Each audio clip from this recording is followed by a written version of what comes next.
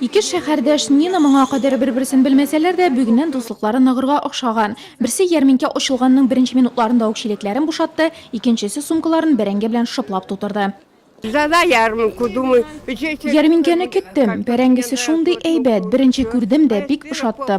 Такая картошка хорошая. Остается много картошки, надо продать.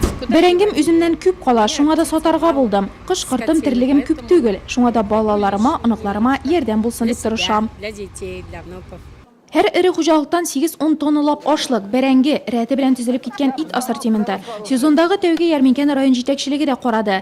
Район һәм шәһәр башлыгы Алмаз Әхмәтшин сатучыларның товар ассортименты белән танышты, сатып алучылардан бәяләрне белеште. Шәһәрлеләр фикеренчә, алар икесеннән дә канәгать.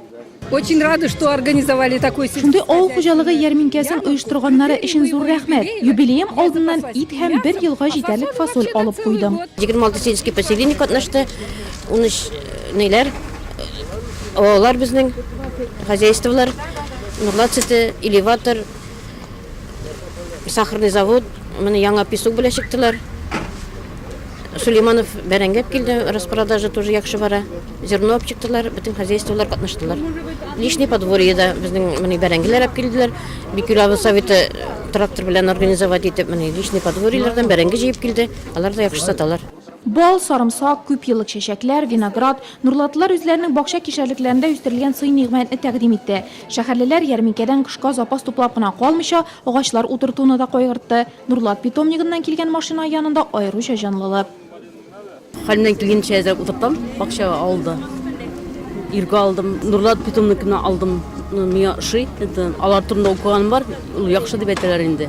Нурлат ярминкәләре һәр чак бай ассортименты белән генә шаккаттырып калмый, социаль әһәмияте белән дә үзгә. Товар сатып алган өлкәннәр өчен шунда ук такси эшләде. Алып кайтырга техника булгач, 3нче буын Нурлатлылар ярминкәгә теләп килә.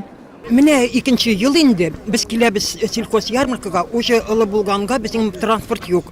И вот безгә бик нык итеп ярдәм итәләр гармония, соцзащита. Алланың рәхмәте яусын. За то, что организовать иткәннәр шундый ярмарканы. И менә кызларыбыз ташый бәрәңгебезне илтеп куябыз дип әйттеләр. Шәһәрлеләр кирәк ярагын сатып алуга, кайтып китәргә теләмәде. Шунда ук сәхнәдән җыр агылганда, китапханә күргәзмәләре эшләгәндә нигә ашыгырга ди. Нурлатлылар өчен бу көн көзге уңыш бәйрәменә әйләнде.